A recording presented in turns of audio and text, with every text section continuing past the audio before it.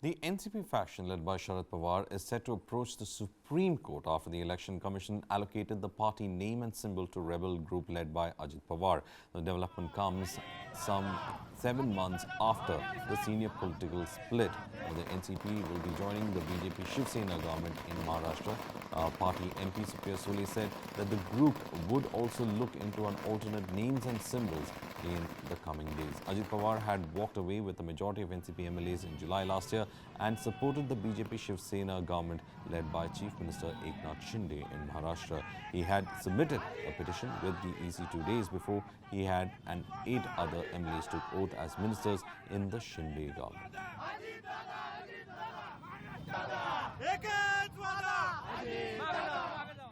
या अगर आप सुप्रीम कोर्ट का ऑर्डर देखें तो सुप्रीम कोर्ट के ऑर्डर में ऐसा लिखा हुआ है कि एमएलए का नहीं हो सकता, वो पार्टी का होना चाहिए। और मेरे ख्याल से तो शिवसेना के साथ किया वही हमारे साथ आज हो रहा है।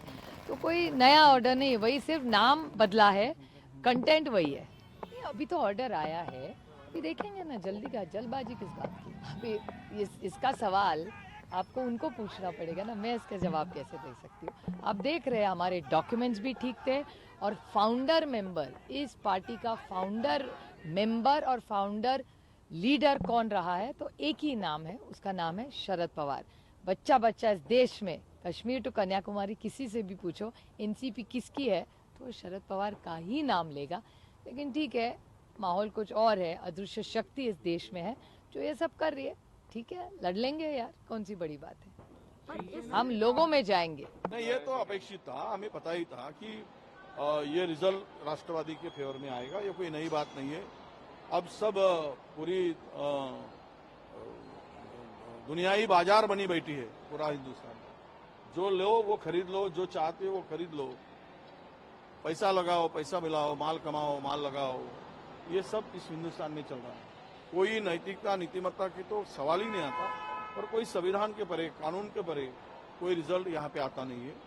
जो राष्ट्रवादी का विभाजन करके, राष्ट्रवादी पक्ष फोड़ के, अब ऐसा है, शरद पवार साहब को इससे कोई नुकसान होने वाला नहीं है, मैं मानता हूँ, और ना होगा। पर एकमात्र बात ये स्पष्ट रूप से कहूंगा कि ये काला दिन करके मनाया जाना चाहिए। ऐसे ही निर्णय आजकल हो रहे हैं, ये सत्ताधारी के इशारों पर ऐसे निर्णय आ रहे हैं। ना कानून है, ना कायदा है, ना संविधान है, ना डेमोक्रेसी है। अब यहाँ इस देश में हुकुमशाही शुरू हो चुकी है, इसका ये संकेत। देखिए, आश्चर्य की बात तो नहीं है, उनके ही नेतागण, अजीत पवार ग्रुप के नेतागण बार बार ये कहते थे कि भाई हमें ही चुनाव चिन्ह मिलेगा, नाम हमारा ही होगा, सब कुछ हमारे पास आएगा। कुछ नेता तो तारीख भी दे रहे थे। तो कहीं ना कहीं उन्हें पता था, और ये मिली भगत है कि ये जो हुआ है उनको पता था होने वाला है। हमारे से जो चुनाव चिन्ह है और पार्टी का नाम जो छीन के ले जाने वाले हैं, उन्हें पता था। देखिए, 1999 में ये पक्ष का गठन हुआ था और आदरणीय शरद पवार साहब ने ये पार्टी की स्थापना की थी।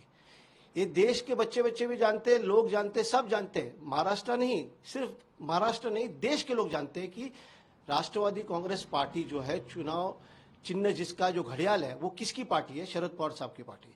कुछ चंद महीने पहले आकर इन्होंने क्लेम किया और बोला पार्टी हमारी है, और इलेक्शन कमीशन ने, चुनाव आयोग ने उन्हें दे दिया। तो कहीं ना कहीं लोग भी समझते ना कि ये गलत बात है। आप देखिए, जितने भी दस्तावेज है, हमने सब दस्तावेज इलेक्शन कमीशन के सुपुर्द किए थे। और सबसे बड़ी बात यह है कि सुप्रीम कोर्ट का जो एक निर्णय है कि विधायक दल के हिसाब से आप जा नहीं सकते, वो संख्या बल के हिसाब से जा नहीं सकते। जो पार्टी के सदस्य हैं, पार्टी में जितने लोग हैं, उस हिसाब से आप जाना चाहिए। आपको बताना चाहता हूं मैं कि हमारे देश में 28 राज्य में राष्ट्रवादी कांग्रेस पार्टी, जिसके अध्यक्ष शरद पवार साहब है, 28 राज्य में हम हैं, वहां हमारे कार्यरत कमेटी है, उसमें से 25 अध्यक्ष और 25 कमेटी ने शरद पवार साहब, राष्ट्रवादी कांग्रेस पार्टी और चुनाव चिन्ह को एक बैकिंग दिया था, सपोर्ट दिया था कि हम तुम्हारे साथ हैं।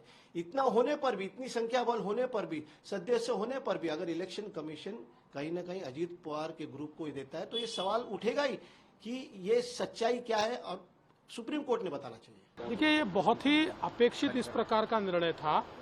इसका कारण यह है कि अगर आप पिछले 10-15 सालों में इस प्रकार के मामलों में इलेक्शन कमीशन ने लगातार जिस प्रकार के निर्णय अलग अलग समय पर दिए हैं, वो सारे निर्णय देखेंगे तो इसी प्रकार के निर्णय। इसलिए राष्ट्रवादी कांग्रेस पार्टी अजित पवार जी को मिलेगी, इस पर हमारा पूरा विश्वास था। बहुमत भी उनके पास है और संगठन भी उनके साथ है, तो मेजॉरिटी पूरी की पूरी दोनों तरफ उनके साथ में हमको दिखाई पड़ती है।